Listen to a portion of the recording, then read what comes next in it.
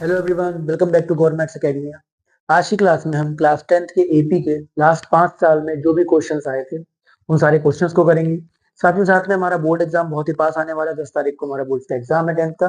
तो उसके अंदर जो भी क्वेश्चन हमारे लिए इंपॉर्टेंट रहेंगे एपी के अंदर, वो सारे क्वेश्चन को कवर करने की कोशिश करते हैं। कुल मिला के हमारे पास कुछ 25 से 30 क्वेश्चन हैं। इन क्वेश्चन को करने के बाद हमारे पास ऐसा कुछ भी नहीं बचेगा जो कहीं बाहर से आ जाए। ऑलमोस्ट हम सब कुछ कवर कर चुके होंगे। चलिए सीधे शुरू करते हैं बिना अपने टाइम को वेस्ट करे।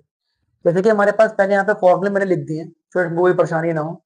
हमारे पास कॉमन डिफरेंस का फॉर्मूला होता है an माइनस 1। मतलब मेरे पास कोई टर्म दे रखी है, उसमें से पिछले वाली टर्म्स को अगर मैं माइनस कर दूंगा तो उसको कॉमन डिफरेंस मिल जाएगा। nth term of N AP का फॉर्मूला आपको पता होगा, an equals to a plus n minus one d. nth term from n. ये आमतौर पे हमसे इस क्वेश्चन के ऊपर लॉन्ग में तो क्वेश्चन पूछ लेते ही लेते हैं, साथ ही साथ में एमसीक्यू में डायरेक्टली इसके ऊपर क्वेश्चन बनते हैं। तो ये फॉर्मूला आपको अच्छे से याद होना चाहिए, जहां पर एल जो होता है वो लास्ट टर्म की बात की गई। ठीक। उसके बाद सम ऑफ एन टर्म्स, दो फॉर्मूले हैं आपको पता है, n upon two two a plus n minus one d. And second formula is n upon two into a plus l. L यहाँ पर लास्ट टर्म, ठीक है, या फिर nth टर्म है। उसके अलावा ये छोटी सी चीज जो हमको याद रखनी है कि अगर मुझे सम ऑफ एन टर्म्स दे रखा है और sum of n minus n terms भी दे रखा है, तो अगर मैं उन दोनों को माइनस करूंगा तो मुझको ए एन टर्म मिल जाएगी, मतलब nth टर्म की वैल्यू मिल जाएगी डायरेक्ट। ऐसा हम बीच में एक आध क्वेश्चन में अभी भी देखेंगे। ठीक। तो सीधे अपने आप क्वेश्चंस पे आते हैं। पहला क्वेश्चन हमसे कह रहा है find the common difference of an AP. हमको एक एपी दे रखी है एक्स एक्स की फॉर्म में, और उसमें कॉमन डिफरेंस पूछा हुआ है। पिछला साल का ही क्वेश्चन है, बहुत ही इजी क्वेश्चन। तो आपको मैंने अभी बताया कॉमन डिफरेंस क्या होता है, ए एन माइनस वन। कोई भी दो लगातार आने वाली टर्म्स में सेकंड वाली में से पहली वाली को माइनस कर दीजिए। तो हमको सेकंड टर्म क्या दे रखी है भाई इसमें, 1-4x अपॉन 2x में से हमें 1/2x माइनस करना है। बस इतना सा क्वेश्चन है हमारे पास। तो चलिए शुरू करते हैं। सर 2x हमारा एलसीएम आ जाएगा, 1-4x-1, -1 से +1 कट गया, -4x/2x। x से x कट गया सर, -4/2। -2 हमारा इसका कॉमन डिफरेंस। ये क्वेश्चन आपका लास्ट ईयर एमसीक्यू में आया था। आप इस तरीके से इसको डायरेक्टली सॉल्व कर सकते हो। बट अगर आपको थोड़ी बहुत दिक्कत आती है, मान लो यहाँ पर एक्स स्क्वायर दे रखा है, एक्स क्यूब दे रखा है, तब मुझको फैक्टराइज करने में दिक्कत है या कुछ करने में दिक्कत है, एलसीएम वगैरह लेने में, तो इसकी एक छोटी सी ट्रिक भी होती है। अब पूरी एपी में आपको एक्स एक्स दिखाई पड़ रहा है, आप एक्स की अपनी मर्जी से कोई सी वैल्यू पुट कर दो। ठीक, जिसको पुट करने से डिनोमिनेटर जीरो ना बने। ठीक। तो मैं यहाँ पर अगर एक्स की वैल्यू वन पुट करता हूँ, तो वन पुट करके मेरे पास सारी टर्म्स कवर हो जाएंगी। उन सारी टर्म्स के अंदर फिर मैं अपना कॉमन डिफरेंस बिना एक्स की वैल्यू के भी निकाल सकता हूँ, जो मेरा ये रहा। आप करके देखिएगा, इजीली आपका आंसर आएगा। एक छोटी सी ट्रिक है इस टाइप के क्वेश्चंस को सॉल्व करने की। अब हम अपने सेकंड क्वेश्चन पे आते हैं। भाई सेकंड क्वेश्चन हमसे कह रहा है कि find the sum of first 20 terms of N AP whose nth term is given by. एक एपी है जिसकी nth टर्म हमको गिवन है, कैसे, 5-2n, और इस 5-2n, और इसमें हमसे पूछा हुआ है कि find the sum of first 20 terms. मतलब भाई आपको an दे रखा है, आपको n की वैल्यू पता है कि मुझको फर्स्ट 20 टर्म्स की वैल्यू निकालनी है, और आपको Sn फाइंड करना है।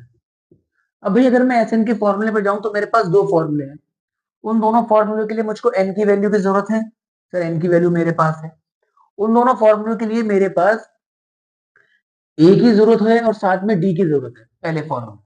मतलब मुझको a भी निकालना है और मुझको d भी चाहिए होगा। चलो देखते हैं। सेकंड फॉर्मूले में देखूं तो मुझको या तो a मिल जाए और l मिल जाए, बस और मेरा काम हो जाएगा। l का मतलब यहाँ पर an भी होता है। l का मतलब यहाँ पर an भी होता है। तो भाई अगर हम देखें तो सिंपल सी बात है, आपको an पता है। ठीक। an में अगर आप n की वैल्यू 20 पुट करोगे तो आपको a20 मिल जाएगा। दैट मीन्स आपको लास्ट टर्म मिल गई। और इसी में अगर आप 1 पुट करोगे तो आपको a1 भी मिल जाएगा, विच इज इक्वल टू 8। आपको पहली टर्म भी मिल गई। आपको n भी पता है, a20 भी निकाल सकते हो और a की वैल्यू भी निकाल सकते हो। द सेकंड फॉर्मूला लगा के हम डायरेक्टली इसको यूज कर सकते हैं। नहीं तो अगर आप कहो कि सर फर्स्ट फॉर्मूला भी लगा के देखें, तो भैया फर्स्ट फॉर्मूला से भी सॉल्व कर सकते हो। आपने a2 निकाला, आपने a1 निकाला, उन दोनों को माइनस कर दिया, आपको क्या मिल जाएगा सर, आपको मिल जाएगी d की वैल्यू। d की वैल्यू पता लग गई, a की वैल्यू हमको पता हो चुकी होगी अब तक। डायरेक्टली फॉर्मूले में वैल्यू पुट करेंगे और अपना आंसर को निकाल देंगे। तो चलिए इस क्वेश्चन को देखते हैं। तो सर यहाँ पर सबसे पहले हम क्या निकालेंगे, पहले हम निकालेंगे A1, 5 minus 2 equals to 3. Then हम निकालेंगे A20 last term, 5 minus 2 into 20 which will be 5 minus 40 minus का 35. अब सीधे अपना S20 की वैल्यू निकालते हैं। चलिए S20 की वैल्यू कितनी आएगी, n/2 मतलब 10, 20/2 मतलब 10, A की वैल्यू 3 और L की वैल्यू माइनस का 35, 10 इंटू माइनस का 32 विच विल बी -320 हमारा आंसर। तो पहले के दोनों क्वेश्चन हमने देखे, काफी इजी थे। ये लगभग आपके एमसीक्यू 1 नंबर 2 नंबर वाले क्वेश्चन हैं। सॉल्व करते हैं आगे। Find the sum of the first n terms of N AP and its common difference is 6, find the first term. चलिए भाई, जैसे कि आपको स्क्रीन पे दिख रहा होगा नेक्स्ट क्वेश्चन। नेक्स्ट क्वेश्चन में हमको गिवन है कि sum of the first n terms of N AP. भाई मुझको Sn की वैल्यू पता है, कितनी दे रखी है, 3n स्क्वायर प्लस 4n। सही है। उसके अलावा आपको दे रखा है सर कॉमन डिफरेंस, जो कि कितना है 6। कॉमन डिफरेंस हमको कितना दे रखा है, 6 के बराबर। फाइंड द फर्स्ट टर्म, आपको फर्स्ट टर्म फाइंड करनी है। तो भाई अगर आप ध्यान से देखो इस वाले क्वेश्चन को, तो हम इसमें देखें, अगर फर्स्ट टर्म का मतलब मुझे A1 फाइंड करना है। अगर मैं फॉर n इक्वल्स टू 2 की बात करता हूं, n इक्वल्स टू 2 की बात करता हूं, तो सर n इक्वल्स टू 2 के लिए S2 मुझे मिल जाएगा। S2 कितना है हमारे पास, 3 इंटू 2 का स्क्वायर प्लस 4 इंटू 3 4 12 प्लस 8, जो कि कितना हो गया सर 20। सिमिलरली क्या मैं यहां से S1 निकाल सकता हूं, पहली टर्म का सम। S1 की वैल्यू अगर हम फाइंड करें तो 3 इंटू 1 का स्क्वायर प्लस 4 इंटू 1, ये कितना हो जाएगा सर हमारे पास, ये हमारे पास हो जाएगा 3 प्लस 4, जो कि कितना है 7 के बराबर। ठीक। अब आप इसमें अगर देखो, ये मैंने पूरा क्वेश्चन सॉल्व करा, लेकिन हमको पूरा क्वेश्चन सॉल्व करने की जरूरत नहीं है। S1 का मतलब ये होता है कि मैं फर्स्ट टर्म की बात कर रहा हूं, कि मैं सिर्फ पहली टर्म को ऐड कर रहा हूं, और पहली टर्म को ऐड करने का मतलब सिर्फ वही टर्म मेरे पास है। आप बात को समझ रहे हो कि सर मेरे पास पूरी एपी है और मैं उसमें सिर्फ पहली टर्म का सम निकाल रहा हूं, इसका मतलब सिर्फ वही टर्म की बात चल रही है, आपने कुछ और उसमें करा ही नहीं है। तो S1 आपका डायरेक्टली यहां पर आंसर। बट अगर हम देखें तो सर यहां पर हमारे पास S1 की वैल्यू 7 है। अगर आपको कॉमन डिफरेंस दे रखा है 6, तो आपके पास S2 की वैल्यू यहां से कितनी आएगी, सॉरी A2 की वैल्यू यहां से कितनी आएगी, 7 प्लस 6, जो कि हमारा कितना होता है, ये हमारा होगा 13। और अब आप अगर निकालो, A1 की वैल्यू है 7, A2 की वैल्यू है 13, दोनों को ऐड करेंगे तब भी हमारा आंसर कितना आएगा 20 के बराबर। ये बस दिखाने के लिए था कि हमको क्वेश्चन में कुछ भी दे रखा हो, आपको यहाँ वाला फॉर्मूला दिखाई पड़ जाएगा, आपको जरूरत है मैं इसको यूज करूं, पर जरूरत नहीं है। अगर ये मुझसे कोई और सी वैल्यू पूछ रहा होता, ये मुझसे यहाँ पर पूछता 7th टर्म बताओ, 8th टर्म बताओ, तब मैं वहां पर ये पूरा कॉन्सेप्ट यूज करता। अदरवाइज मुझको कोई जरूरत नहीं है, मैं यहां से डायरेक्टली S1 की वैल्यू निकाल सकता हूं फॉर दिस पर्टिकुलर क्वेश्चन। अब इसी क्वेश्चन में अगर मुझसे पूछा होता, सपोज करिए S7, सॉरी 7th टर्म की वैल्यू बताइए, तो मैं यहां पर निकालता क्या, S8, और S8 में से S7 निकालता, उन दोनों को माइनस करता, मुझको A8 की वैल्यू मालूम पड़ जाती। A7 पूछ रहा होता तो फिर A7 में से A6 को माइनस करता। बस ये दिखाने के लिए हमने अभी पूरा सॉल्यूशन करा, अदरवाइज सिर्फ इतने में मेरा काम बन। ठीक है। तो आपको क्या क्या क्वेश्चन बन सकते हैं वो भी अपने दिमाग में रखने हैं, जैसे जैसे आप सॉल्यूशन करते जाओगे। क्वेश्चन नंबर 4 की बात करते हैं। भाई क्वेश्चन नंबर 4 में हमारा कह रहा है which term of the AP is, हमको एक एपी दे रखी है, एपी है -11/2 कॉमा -3 -1/2, और हमसे पूछा हुआ है कौन से नंबर की टर्म इसकी 49/2 होगी। तो भाई ऐसे क्वेश्चन में हम क्या करते हैं, हमको देखो, आपको ए पता है -11/2, आप डी की वैल्यू फाइंड कर सकते हो, -3 में से -11/2 को माइनस करेंगे,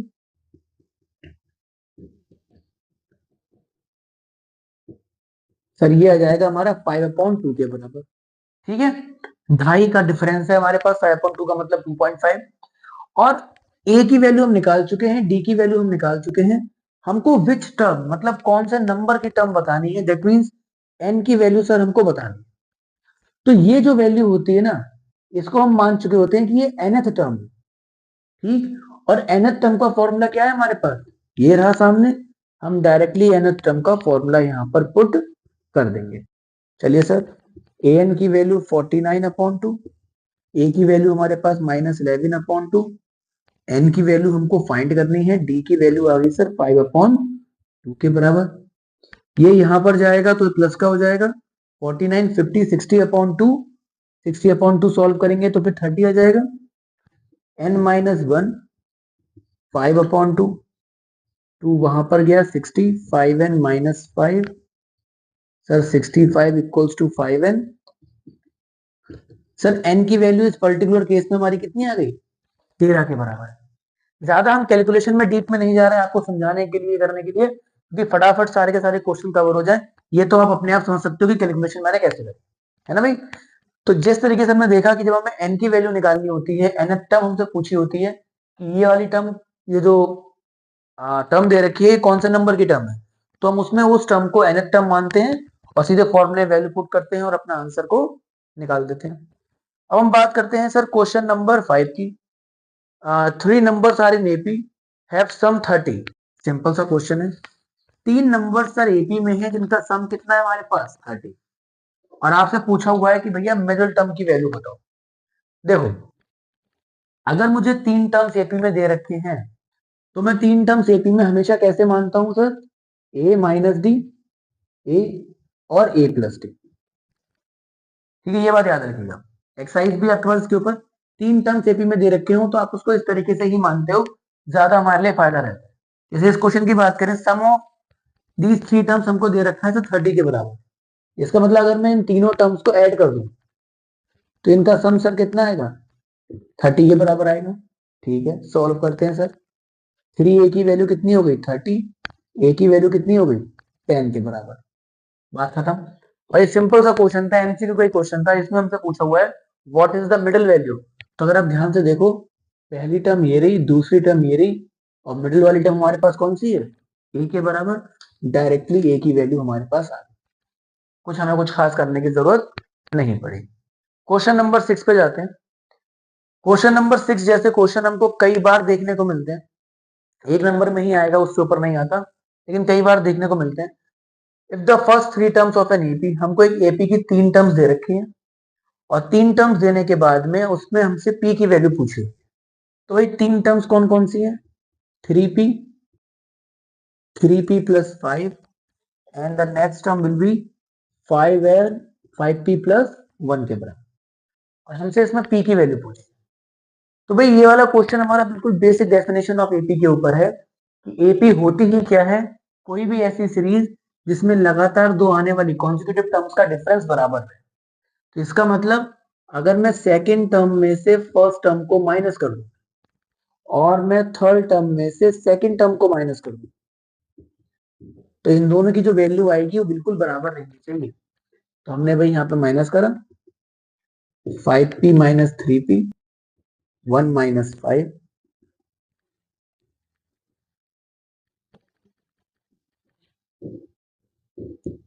सर p की वैल्यू कितनी आ गई 9/2 के बराबर।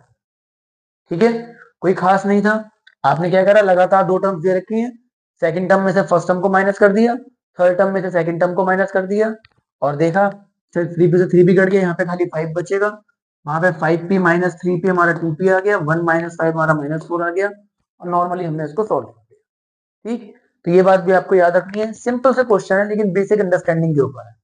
इस बेसिक अंडरस्टैंडिंग पे हम बड़े बड़े लॉन्ग वाले क्वेश्चन भी सॉल्व करते हैं, लेकिन आपको अगर ये चीजें नहीं पता है कि हमें कब क्या लगाना है दिमाग में, तो थोड़ी मुश्किल हो जाती है। सही है, चलिए अब हमारे पास सेवेंथ क्वेश्चन जो है, सेवेंथ क्वेश्चन बिल्कुल हमारा अभी जो हमने क्वेश्चन नंबर थर्ड करा था उसकी तरह ही है, आपको स्क्रीन पर दिख रहा होगा, तो एक बार आप उसको देख लीजिएगा। तो ये दो क्वेश्चन हमारे पास एग्जाम में आ चुके हैं जो प्रीवियस ईयर में आए हुए, ठीक सेम टाइप के, तो ऐसे क्वेश्चन आने के चांसेस लगातार रहते हैं।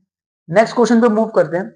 क्वेश्चन नंबर 8 और क्वेश्चन नंबर 9 दोनों सेम है, दोनों ही इजी है, आपको बस खाली समझना है कि कैसे करना होगा। भाई इस क्वेश्चन में हमको रूट में वैल्यू दे रखी है। पहले क्वेश्चन की अगर एट्थ की बात करूं तो मुझको दे रखा है सर, पहली टर्म √6 है, दूसरी टर्म √24 है, एंड थर्ड टर्म हमारे पास √54 है।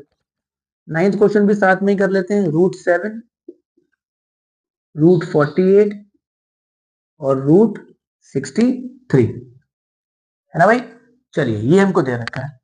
अगर आप देखो तो भाई ऐसे क्वेश्चन में क्या करते हैं, आपको पता है कि एपी में है तो इसमें हम नेक्स्ट टर्म किस तरीके से निकालें, वो बड़ी समझने वाली बात पड़ जाती है। तो हमें इसमें दोनों क्वेश्चन में नेक्स्ट टर्म निकालनी है कि चौथी टर्म इसमें कौन सी हो।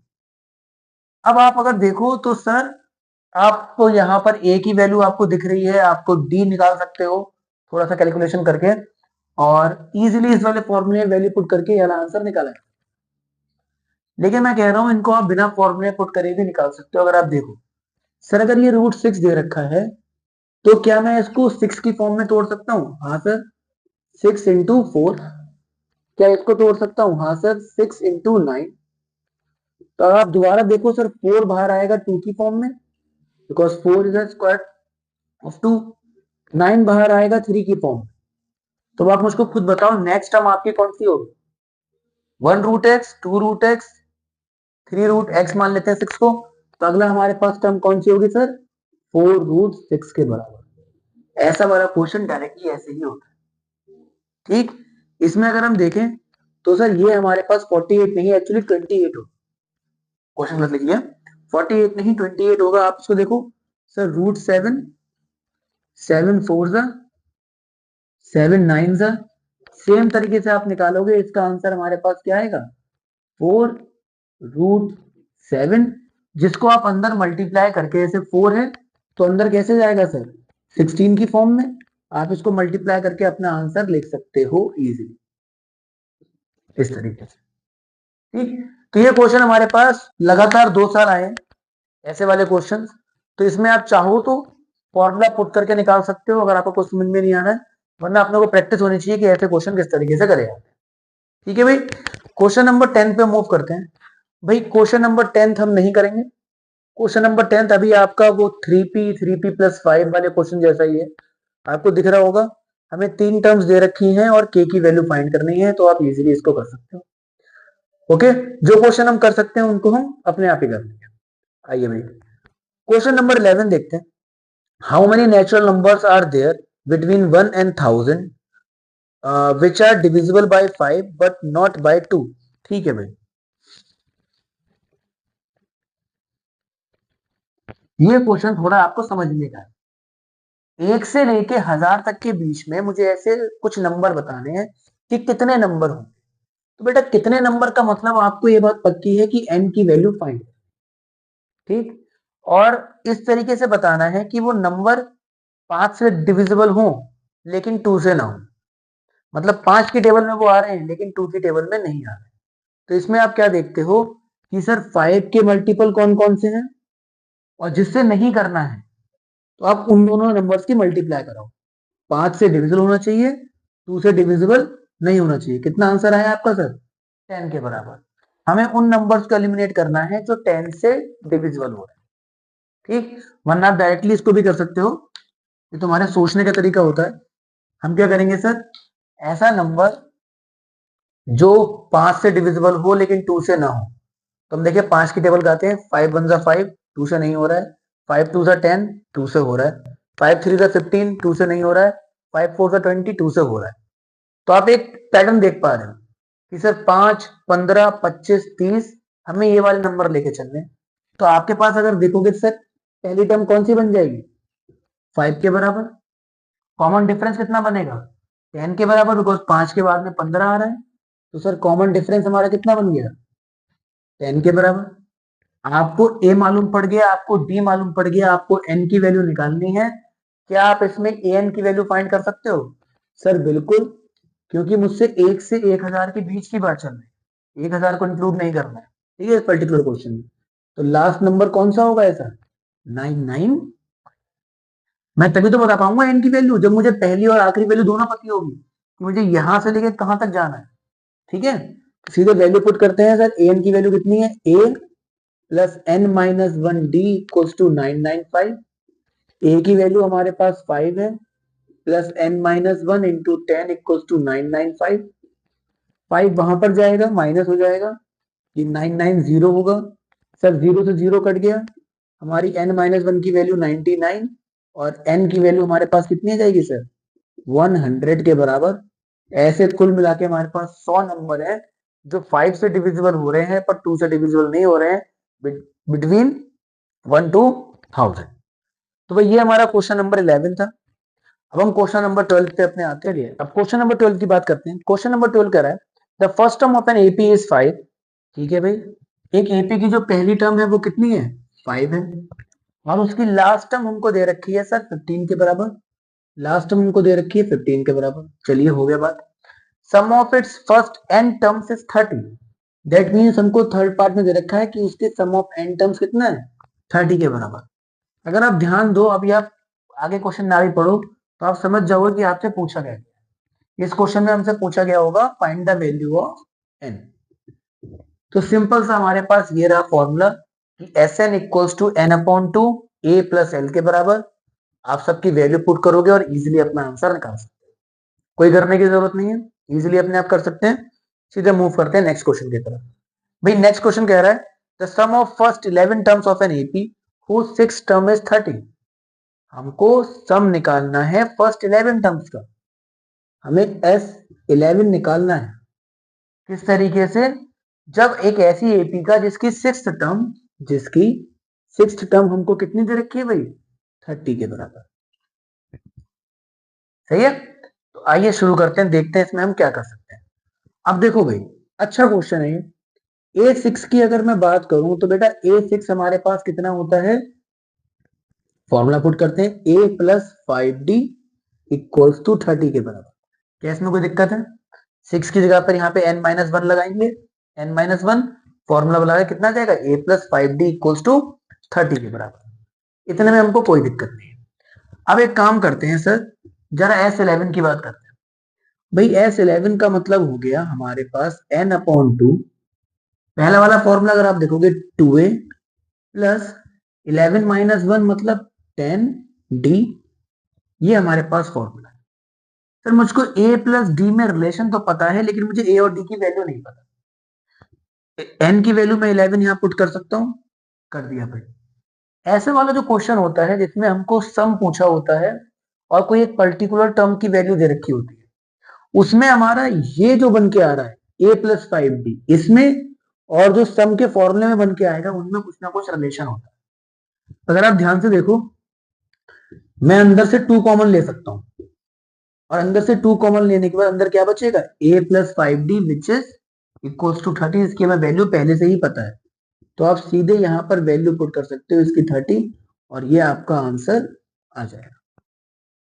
ये कुछ पर्टिकुलर टाइप के क्वेश्चंस होते हैं जो रिपीट होते हैं। आपको टाइप ऑफ क्वेश्चन भी पता होना चाहिए, सिर्फ करना नहीं आना चाहिए। हमें बोर्ड एग्जाम देने जा रहे हैं, टाइप्स ऑफ क्वेश्चन और हर टाइप के क्वेश्चन को कैसे डील करना है वो अपनों को पता होना चाहिए। ठीक है, चलिए नेक्स्ट क्वेश्चन देखते हैं। In an AP if the sum of third and seventh term is 30। चलो भाई, सॉरी 0। एक एपी दे रखी है जिस एपी के अंदर थर्ड और सेवेंथ टर्म, मतलब A3 प्लस A7 की वैल्यू हमको कितनी दे रखी है भाई, 0 के बराबर। हमें उसकी फिफ्थ टर्म निकालनी। तो पहले जो रिलेशन दे रखा है उसको सॉल्व करते हैं। सर ये बनेगा a प्लस 2d, ये बनेगा a plus 6d equals to 0। आइए भी सॉल्व करते हैं। a plus 2a plus 8d equals to 0, a plus 4d equals to 0। यहां से यहां कैसे है, इन दोनों में से 2 कॉमन ले लिया, कॉमन लेके 0 से डिवाइड करवा दिया, बात खत्म। भाई ये हमारे पास एक इक्वेशन बन गई। अब आप अगर देखो आपको क्या निकालना है, आपको निकालना था a5, और a5 होता क्या है, a प्लस 4d के बराबर। a5 की वैल्यू इस फॉर्मूले पर निकालेंगे, a प्लस 4d के बराबर। सॉल्यूशन करा, उसकी वैल्यू आपको पहले से ही पता है 0। दैट मीन्स a5 भी कितना होगा, 0 के बराबर होगा। तो भाई इस क्वेश्चन को करने के बाद लगभग 14 क्वेश्चन हमने कर लिए, जिनमें से 12-11 हमने खुद से करे अभी सामने। ये सारे क्वेश्चन वो थे जो आपके लास्ट 5 साल में लगभग लगभग 1 नंबर में या 2 नंबर में आए हुए। हमने वो सारे क्वेश्चन कवर कर लिए। अब जो हमारे क्वेश्चन स्टार्ट होंगे वो सारे के सारे लॉन्ग होंगे, और वो क्वेश्चन वैसे होंगे जो लगभग लगभग लास्ट 5 सालों में, लास्ट 6 सालों में लॉन्ग में आए हैं, 3 नंबर में आए हैं। ठीक है, उनको हमें देखना है अच्छे से, 5 नंबर में आए हैं, 4 नंबर में आए हैं, और साथ ही साथ में मोस्ट एक्सपेक्टेड क्वेश्चंस भी हमने इसी में डाल रखे हैं, वो भी हमको करना है। ठीक, तो सीधे मूव करते हैं अपने क्वेश्चन नंबर 15 के ऊपर। भाई देखते हैं क्वेश्चन नंबर 15 हमसे क्या कह रहा है। तो सर क्वेश्चन नंबर 15 कह रहा है the sum of first step 7 terms of N AP. ठीक है भाई, the sum of first 7 terms of AP, जो भी चीज हमको गिवन है पहले हम वो लिख लेते हैं। भाई S7 की वैल्यू कितनी है हमको, 49 गिवन है। ठीक है, and the sum of first 17 terms is 289, और फर्स्ट 17 टर्म्स का सम कितना है, 289 के बराबर। Find the sum of its first 20 terms, हमको S20 की वैल्यू निकालनी, हमको S20 की वैल्यू निकालनी। भाई बहुत ही बढ़िया क्वेश्चन है। अब देखते हैं इस क्वेश्चन में क्या कर सकते हैं, पहले सोचते हैं। सर S7 की वैल्यू 49 है, S17 की वैल्यू 289 है, और S20 की वैल्यू हमको निकालनी है। तो N का मतलब तो भाई हमको यहाँ पर पता है, हमको A और D की वैल्यू चाहिए एक तरीके से देखा जाए। जब मैं अपने S7 की बात करता हूँ, तो S7 का मतलब सर कितना हो गया, 7/2 2A प्लस 6D के बराबर, पक्की वाली बात है। और S7 की वैल्यू 49 है, 49 टू जा 98, 7 यहां पर ले गए, 2A प्लस 6D, सारे डिवाइड कर दिया, 7 1 जा 7 4 जा, तो भाई 14 equals to 2A plus 6D, 2 common लेके डिवाइड करेंगे तो A plus 3D equals to 7। एक इक्वेशन मेरे पास ये बन गई। समझिए हमने क्या करा है भाई, हमने जो हमारे पास पहली चीज गिवन थी उसमें वैल्यूज पुट करी। 7 की ए और डी के बारे में हमको नहीं पता है, हमने ए और डी के बीच में एक इक्वेशन बनाने की कोशिश करी है। पूरी इक्वेशन को आप सॉल्व करोगे, आपके पास क्या इक्वेशन बन के आएगी, a plus three d equals to 7। Similarly हमको ये भी पता है कि एस 17 कितना है, 289, तो यहां पर लिखेंगे 17/2, फॉर्मूला पुट कर रहा हूं मैं, 2a plus 16d equals to 289।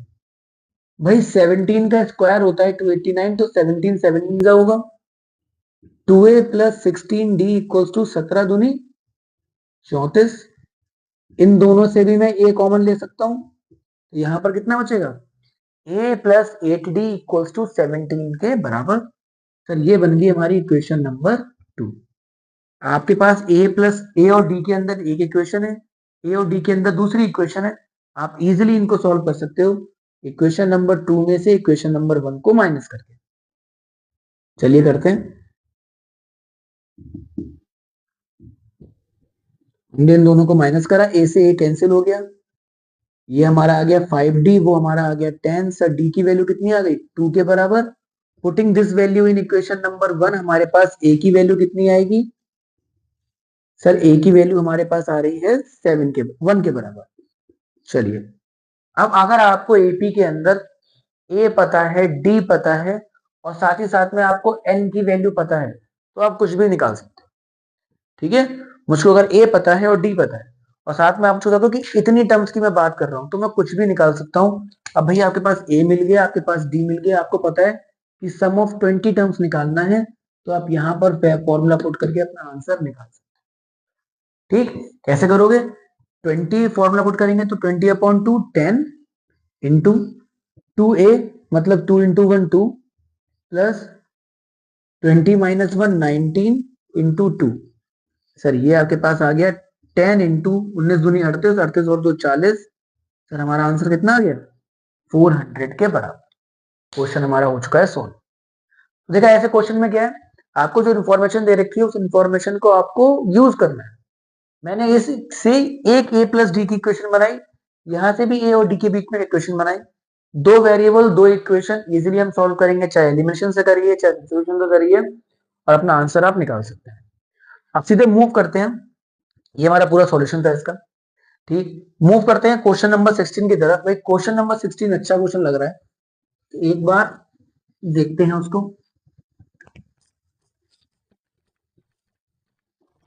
Question number 16 कह रहा है the ratio of 10 terms of N AP the ratio of 10th term to the 30th term, मतलब भाई 10th टर्म का मतलब A10 और A30 का हमको रेशियो दे रखा है, जो गिवन है वो लिखते हैं।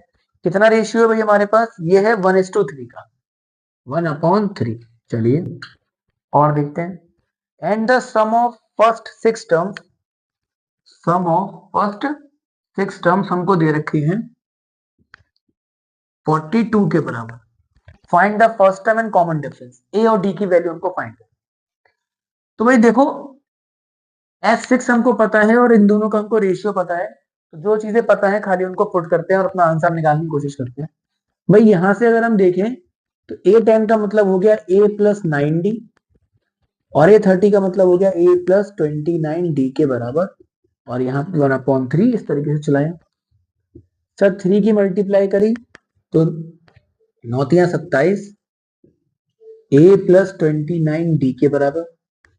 सब कुछ एक तरफ लेके आते हैं, 3A में से A जाएगा 2A बचेगा, 27 में से 29 जाएगा माइनस का 2D बचेगा, इक्वल्स टू 0।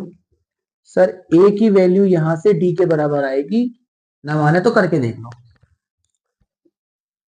2 से 2 हमारा कैंसिल हो जाएगा, आप माइनस साइन को उस तरफ ले आके ये बना सकते हो, 2 से 2 आपका कैंसिल हो जाएगा, A इक्वल्स टू D आएगा।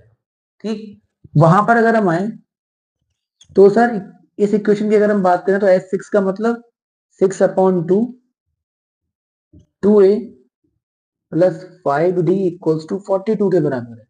सर 6/2 हमारा कितना होगा 3, 3 को अगर आप इससे काटोगे 3 1 जा 3 4 जा, तो भाई 2A प्लस 5D की वैल्यू कितनी आ गई 14 के बराबर।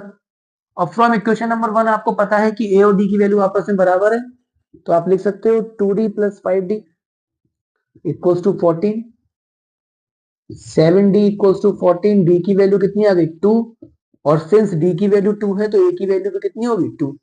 ये छोटा सा आपका 3 नंबर का क्वेश्चन था जो आया। अगेन हमने अभी तक कुछ एक्स्ट्रा काम नहीं करा है, हमने कोई तिगड़म बिगड़म नहीं बढ़ाई है, जो हमको चीजें दे रखी हैं बस उनकी जगह फॉर्मूला लगा के वैल्यू पुट करें।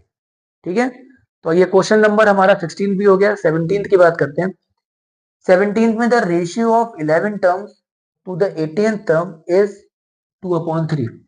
इस बार हमको 11th टर्म और साथ में 18th टर्म 18वीं टर्म, इनका रेशियो दे रखा है सर 2:3 के बराबर। चलिए find the ratio of 5th term to the 21st term. ठीक है भाई, क्वेश्चन थोड़ा सा चेंज है। हमसे ये देने के बाद हमसे पूछा हुआ है इन्होंने find the ratio of 5th A5/A21 हमसे पूछ लिया। ठीक, ऑल्सो आगे फाइंड करना है फर्स्ट 5 टर्म फलाना फलाना, तो वो सब हम देखते रहेंगे आराम से भी।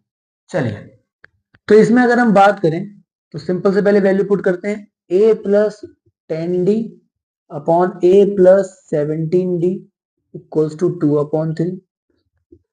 सर यहां पर अगर आप देखो तो ये हो जाएगा 3A प्लस 30D और ये हो जाएगा इक्वल्स टू 2A प्लस 17 दूनी 34D। सॉल्व करते हैं, A-4D equals to 0, A equals to 4D आपका आंसर है। ठीक है, इतना आपके पास क्वेश्चन में है। अब इसके अलावा क्वेश्चन में आपसे पूछा हुआ है कि A5/A21 की वैल्यू निकालिए। तो आइए देखते हैं A5/A21 एक्चुअली में है क्या। सर A5 है A+4D के बराबर, A21 हमारे पास क्या है A+20D के बराबर, कोई परेशानी नहीं। अगर आप देखो तो सर 4D की वैल्यू किसके बराबर है A के, तो यहां पर इस 4D की जगह पर मैं A लिख सकता हूं, बिल्कुल A+A।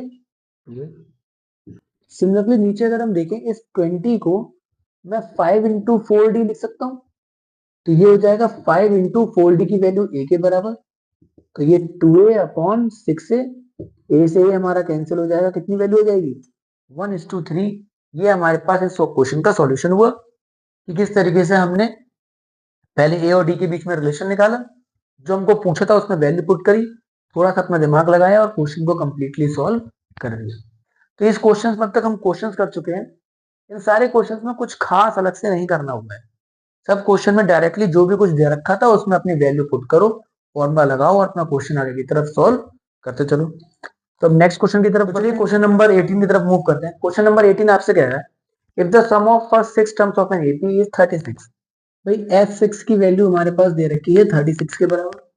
चलिए, उसके अलावा in the sum of first 16 terms, मतलब f16 की वैल्यू भी हमको दे रखी है, जो कितनी है 256 के बराबर। Find the sum of is first 10 terms. भाई ये वाला क्वेश्चन अभी हमने 2-3 क्वेश्चंस पहले करा था। आपको सम ऑफ 6 टर्म्स दे रखा है, यहाँ पर आप अपना ये फॉर्मूला पुट करके ए और डी के बीच में एक रिलेशन बना सकते हो। S16 से आप लोग फिर से वाला फॉर्मूला पुट करके ए और डी के बीच में एक रिलेशन बना सकते हो। उन दोनों रिलेशन से आप चाहे एलिमिनेशन मेथड चाहे सब्स्टिट्यूशन मेथड यूज करके आराम से ए और डी की वैल्यू निकाल सकते हैं। एक बार ए और डी की वैल्यू मिल गई, फिर आपको जो भी कुछ पूछा होगा वो बता दोगे। आपसे एस का एन पूछा हुआ है, एन की वैल्यू पता है, ए की वैल्यू पता है, डी की वैल्यू निकाल चुके हो, इजीली आप अपना काम कर सकते हो। ठीक है, तो इस क्वेश्चन को हम लीव कर देते हैं, इजीली आप कर सकते हैं। ये वो क्वेश्चन है जो बार बार रिपीट हो रहा है एग्जाम में, इसलिए शीट में भी बार बार आ रहे हैं। आगे देखते हैं question number 19। The sum of first 3 terms of N AP is 33। The product of first and third term exceeds the second term by 29। चलो भाई, 3 टर्म्स हमें यहाँ पर एपी में दे रखी, तो आपको पता है जब 3 टर्म्स दे रखी होती है तो क्या करते हैं, let the 3 terms in AP B.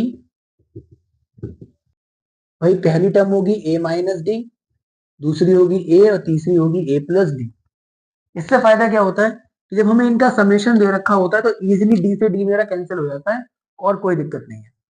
तो इसमें हमें दे रखा है the sum of first 3 terms of N AP is 32। तो भाई अकॉर्डिंग टू क्वेश्चन इन तीनों का जो सम है वो हमको कितना दे रखा है भाई 33 के बराबर।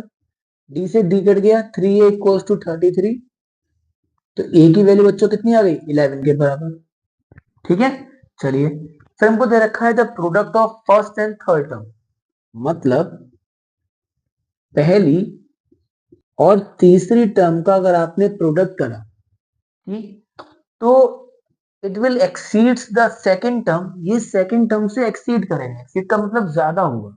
सेकंड टर्म कितनी है ए से कोई चीज ज्यादा है तो ए में प्लस करेंगे, बाय हाउ मच, बाय 29। तो ये हमारे पास सेकंड पार्ट है। अब आप इसको सॉल्व करते हैं तो भाई देखें यहां पर अगर आप देखो तो ये बन रहा है कुछ a minus b a plus b का फॉर्मूला। आइए, a प्लस 29, और ध्यान दीजिए तो a की वैल्यू हम ऑलरेडी निकाल चुके हैं। तो 11 का स्क्वायर 121, यहां पर देखेंगे 11 प्लस 29 20 30 40। तो बच्चों डी स्क्वायर की वैल्यू जो आएगी वो 121 माइनस 40 विच विल बी 81। तो भाई डी की वैल्यू हमारे पास प्लस माइनस 9 आएगी।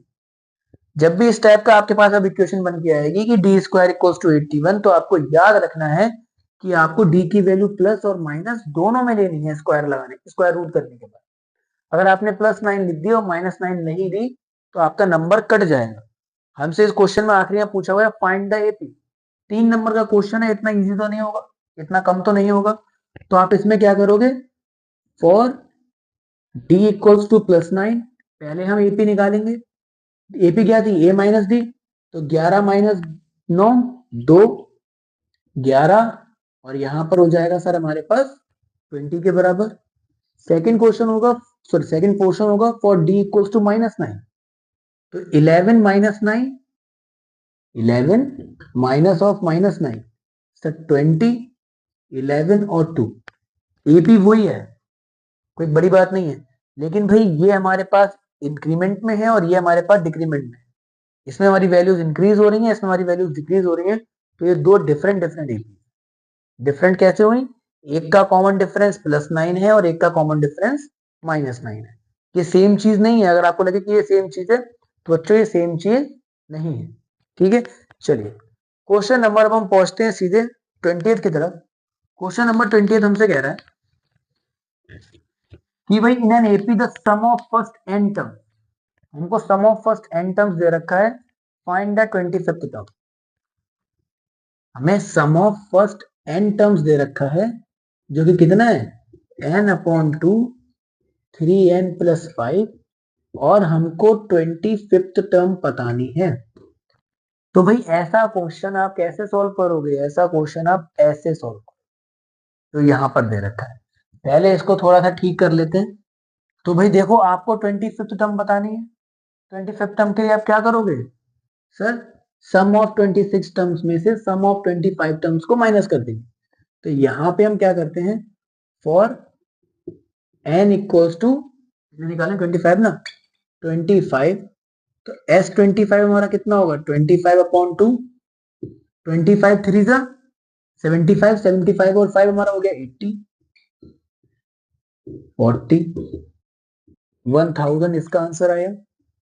एंड S26 हमारे पास कितना होगा 26/2, सॉरी 24 निकालेंगे ना, 24/2, 24 3 जा 72 प्लस 5 12, 12 इंटू 79 के बराबर। इसको आप सॉल्व कर लीजिए।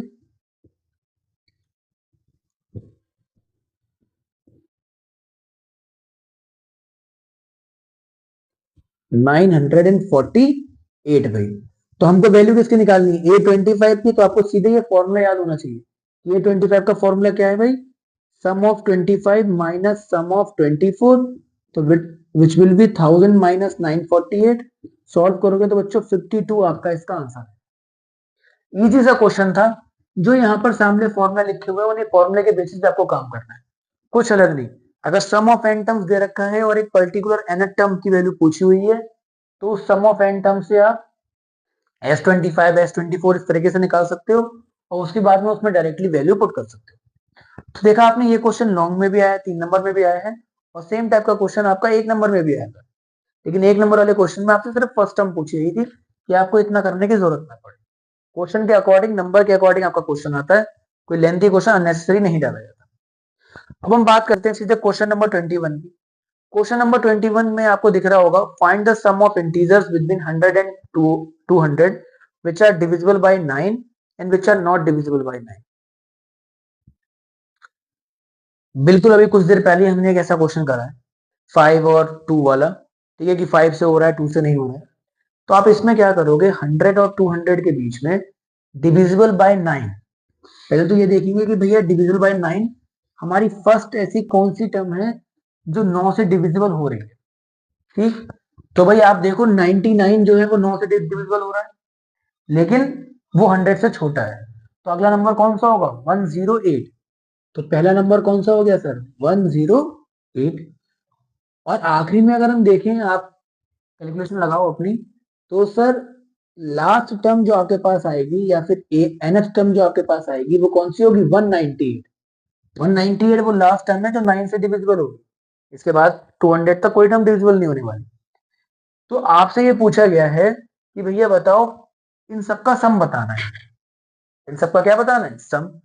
तो आपको फर्स्ट टर्म पता है, आपको लास्ट टर्म पता है, ऐसे में आपको कॉमन डिफरेंस भी पता होता है कि जिसके मल्टीपल हम निकाल रहे हैं उतना ही हमारा कॉमन डिफरेंस होगा। ठीक है, तो भाई यहां से क्या मैं सम निकाल सकता हूँ इन सबका, नहीं निकाल सकता। बिकॉज सम के लिए मुझको ए की जरूरत है या तो एल की जरूरत है, इन दोनों से काम हो जाएगा, या फिर ए डी की जरूरत है। लेकिन साथ साथ में दोनों केसेस में इंपॉर्टेंट चीज क्या है एन। अभी तक मुझको एन नहीं पता लगा। तो ऐसे क्वेश्चंस में सबसे पहले हम क्या निकालते हैं, सबसे पहले हम एन की वैल्यू निकालते हैं। तो हम लिखते हैं भाई कि we know that a n equals to a plus n minus 1 d. Sir a n हमारे पास कितना है 198, क्योंकि लास्ट टर्म हमें वहीं तक जाना है। ये कितना है 108, एन की वैल्यू निकालनी है इंटू 9 के बराबर। ठीक, 198 में से 108 माइनस करेंगे तो कितना बचेगा सर 90 के बराबर। चलिए 9 10 बच्चों एन की वैल्यू कितनी आ गई 10 प्लस 1 11। अब आपसे जो भी कुछ पूछा है वो हम निकाल सकते हैं। हमसे पूछा क्या है, इन सबका सम पूछा हुआ है। तो भाई सम ऑफ 11 टर्म्स कितना होगा हमारे पास 11/2, ए का मतलब 108 प्लस लास्ट टर्म 198। आप इसको इजीली सॉल्व करिए और इजीली इसका आंसर निकालिए। ठीक है, तो ये हमारे पास क्वेश्चन था कि डिविजिबल बाय 9 तब हम क्या करेंगे। Similarly divisible by 7, divisible by 6, ऐसे क्वेश्चन में हम क्या करेंगे, बिल्कुल सेम तरीका। पहले ये देखेंगे कि फर्स्ट टर्म कौन सी है जो डिविजिबल होने वाली है, लास्ट टर्म हमारे गिवन रेंज में कौन सी है जो होगी डिविजिबल, कॉमन डिफरेंस, मल्टीपल के बराबर ये होगा जिसकी बात चल रही है। सबसे पहले आप an का फॉर्मूला लगा के n की वैल्यू निकालोगे, उसके बाद सम निकालोगे। अब इसमें अगर आप सेकंड क्वेश्चन पे आओ, तो जो सेकंड क्वेश्चन में पूछा हुआ है नॉट डिविजिबल बाय 9, मतलब अगर मैं देखूं तो मैं 101 लूंगा, 102 लूंगा, 3 लूंगा, 4 लूंगा, 5 लूंगा, 6 लूंगा, 7 लूंगा, 8 नहीं लूंगा, 9, 10, 11, 12, 13, 14, 15, 16 इस तरीके से लूंगा। फिर से हमारे पास जो आएगा 116 उसको नहीं लेंगे, 117 उसको नहीं लेंगे। तो भाई ऐसे क्वेश्चंस में अब हम क्या करें? तो ऐसे क्वेश्चंस में आप क्या करते हो, आपने डिविजिबल बाय 9 निकाल लिया है, समेशन। अब आप क्या करोगे, टोटल का सम निकालोगे। 101 पहली टर्म, 199 आखिरी टर्म, इनका यूज करके पहले आप n निकालो। कॉमन डिफरेंस कितना, क्योंकि मैं लगातार की बात कर रहा हूँ, 101, 102, 103, कॉमन डिफरेंस 1 के बराबर। आपने n की वैल्यू निकाली, n की वैल्यू निकाल के इन सारी की सारी वैल्यूज का सम निकाला, और इन सारी वैल्यूज के सम में से अगर मैं इन 11 टर्म्स के सम को माइनस कर दूं, तो क्या मुझे नॉट डिविजिबल बाय 11 का सम मालूम पड़ जाएगा? हाँ सर, बिल्कुल मालूम पड़ जाएगा, क्योंकि क्या होगा, इन सब के अंदर 108, 198, 189 जो भी नंबर 9 से डिविजल हो रहे हैं वो भी तो आ रहे हैं। आपने उन सब का सम पहले निकाल रखा है, आपने बाद में उसमें से इसको माइनस कर दिया, आपका काम खत्म। चलिए बच्चों, तो मूव करते हैं क्वेश्चन नंबर 22 की तरफ। क्वेश्चन नंबर 22 कह रहा है the sum of first 7 terms of N AP is 182। ठीक है भाई, सम ऑफ फर्स्ट 7 टर्म्स कितनी दे रखी है आपको? 182 के बराबर दे रखा है। If the fourth term and the seventh term are in the ratio 1:5। ठीक है यार, ऐसा क्वेश्चन हम ऑलरेडी अभी करके आ चुके हैं। ठीक है, इसमें क्या दे रखा है कि A4 अपॉन A7 की हमको रेशियो दे रखा है, जो कितना है 1:5 के बराबर है। ठीक, तो पहले इसी को सॉल्व करते हैं, फिर हम इस पे आते हैं। और हमसे एपी की वैल्यू पूछी हुई है कि एपी फाइंड करो। जब भी एपी फाइंड करने को कहता है, इसका मतलब आपको ए और डी की वैल्यू फाइंड करनी होती है। ठीक है, तो आइए भाई, यहां पर अगर आप देखो तो ये a+3d और यहाँ पर a+6d equals to 1/5, cross multiply कराई, 5a प्लस 5×3 = 15, a+6d।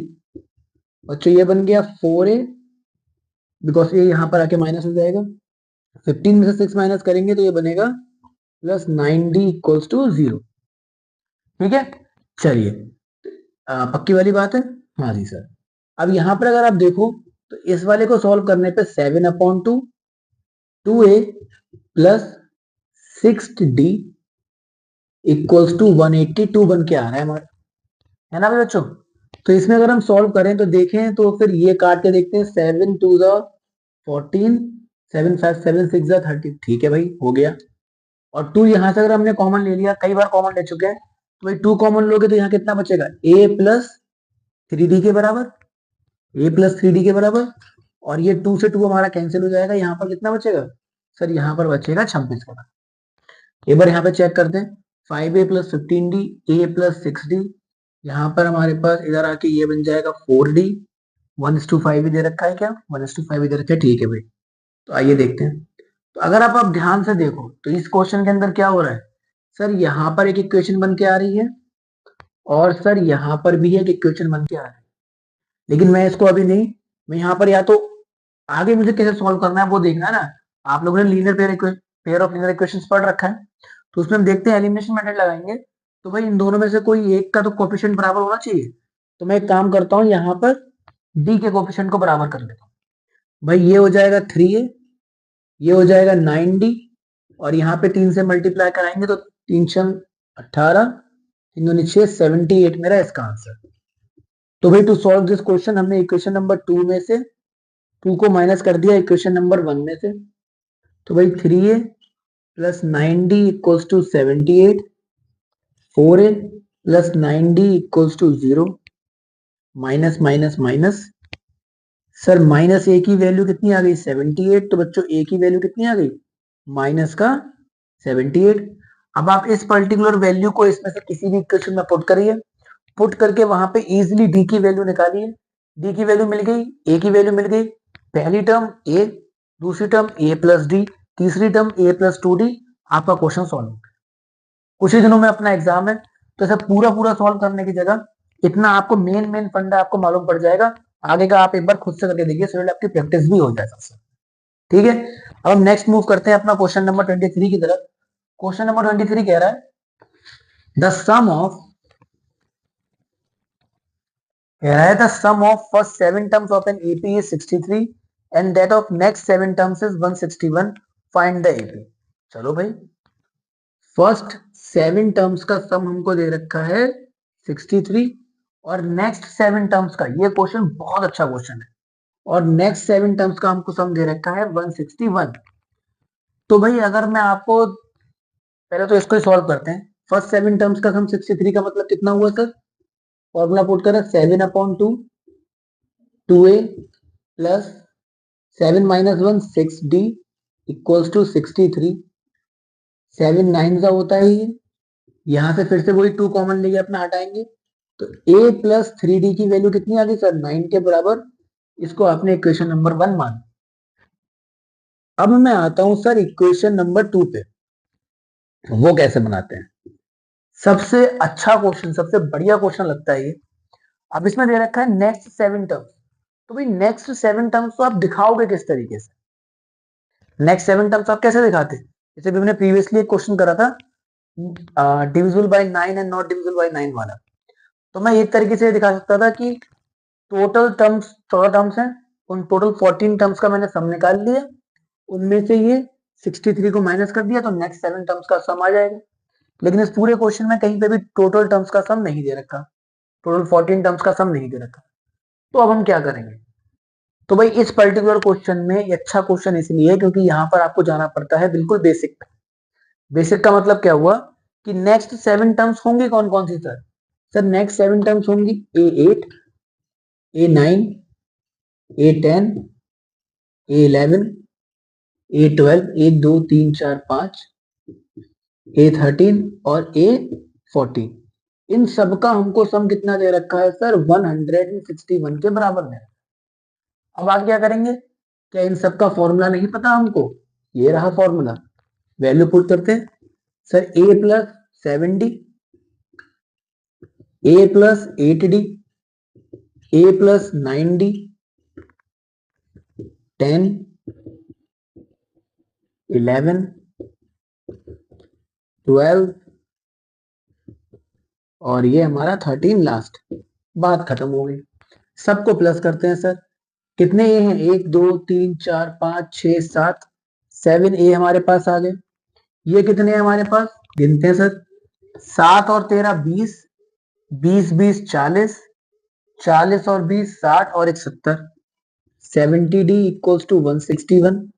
ठीक, दोनों में से 7 कॉमन ले लेंगे तो a प्लस 5 10d बनेगा। a प्लस 10d 7 से डिवाइड करा, 7 2 जा और 7 3 जा। सर एक इक्वेशन ये रही मेरे पास, एक इक्वेशन मेरे पास ये रही। दोनों को सॉल्व करते हैं। इक्वेशन नंबर 2 में से इक्वेशन नंबर 1 को माइनस करते हैं। a plus 10d equals to 23 में से a plus 3d equals to 9 minus करा, a से a माइनस कट गया, 7d यहां पर काटा तो ये हो गया 14। d की वैल्यू सर कितनी आ गई? 14/7 मतलब 2 के बराबर d की वैल्यू है ये। Putting it in equation number 1, putting it in equation number 1, तो भाई a प्लस 6d, 2 है ना, a प्लस 6 इक्वल्स टू 9। यहां से बच्चों a की वैल्यू भी कितनी आ गई हमारे पास? 3। अब बंदा बोल रहा है कि बताइए सामने से एपी बताइए, तो एपी कितनी होगी? पहली टर्म लिखोगे hence the required AP is 3, second term 3 plus 2 5, third term 5 plus 2 7, fourth term 7 plus 2 9। इस तरीके से आपको ये वाला क्वेश्चन सॉल्व करना है। काफी अच्छा क्वेश्चन है और काफी इजी क्वेश्चन है, अगर आप देखो बस यही इसका मेन स्टेप है और कुछ नहीं। ठीक, चलिए भाई क्वेश्चन नंबर 24 की तरफ बढ़ते हैं। The sum of first q terms of N AP हमें दे रखा है। If pth term is -60 find the value of p। ये क्वेश्चन आप अपने आप भी कर सकते हो। ठीक, इन्होंने हमसे बोला हुआ है कि फर्स्ट क्यू टर्म्स की हमको वैल्यू दे रखी है और उनके सम की वैल्यू। ऐसा हम ऑलरेडी क्वेश्चन करके आ चुके हैं कि आपको सम ऑफ फर्स्ट 10 टर्म्स दे रखा है, उसके बाद a6 की वैल्यू दे रखी है, बताइए कितना होगा। तो ये क्वेश्चन आपका होमवर्क का है, एक बार जरूर ट्राई करिएगा। देखने में बड़ी मुश्किल लग रहा हो लेकिन है काफी इजी सा। चलिए नेक्स्ट क्वेश्चन की तरफ बढ़ते हैं, क्वेश्चन नंबर 25 की तरफ। क्वेश्चन नंबर 25 हमारा कह रहा है कि भाई how many terms are there in AP, इस एपी के अंदर कितनी टर्म्स ऐसी हैं whose first and for fifth term are -14 and 2। ठीक है भाई, a की वैल्यू -14 और हमारे पास यहाँ पर भी a5 की वैल्यू हमको दे रखी है बच्चों 2 के बराबर, और उसमें हमको दे रखा है कि लास्ट टर्म मतलब an की वैल्यू हमें दे रखी है 62 के बराबर। कितनी टर्म्स होंगी इस पर्टिकुलर एपी के अंदर? तो भाई कोई दिक्कत वाली बात नहीं है, a1 की वैल्यू -14 है, a5 की वैल्यू 2 है, तो यहाँ पर अगर मैं देखूं तो a प्लस 4d=2 है। a की वैल्यू -14 जब लगाऊंगा तो -14 उठ के वहां पर जाएगा, प्लस का 14 होगा और 16 बन जाएगा। सर डी की वैल्यू आ गई 4। क्वेश्चन हो गया हमारे पास सॉल्व। ए की वैल्यू पता है, डी की वैल्यू पता है, ए एन की वैल्यू पता है, क्या इस फॉर्मूले पुट करके एन की वैल्यू नहीं निकाली जा सकती? सर बिल्कुल निकाली जा सकती है और बहुत ही इजी तरीके से निकाली जा सकती है। तो ये टाइप के कुछ क्वेश्चंस हैं जो आपको एग्जाम में कई बार देखने को मिलते हैं बाहर, ज्यादा कोई टफ एग्जाम नहीं बनता। एपी के क्वेश्चन नॉर्मली इजी ही आते हैं, ज्यादा टफ क्वेश्चंस नहीं आते हैं, बस बेसिक अंडरस्टैंडिंग आपकी इसमें अच्छी होनी चाहिए। ठीक है, थैंक यू वेरी मच।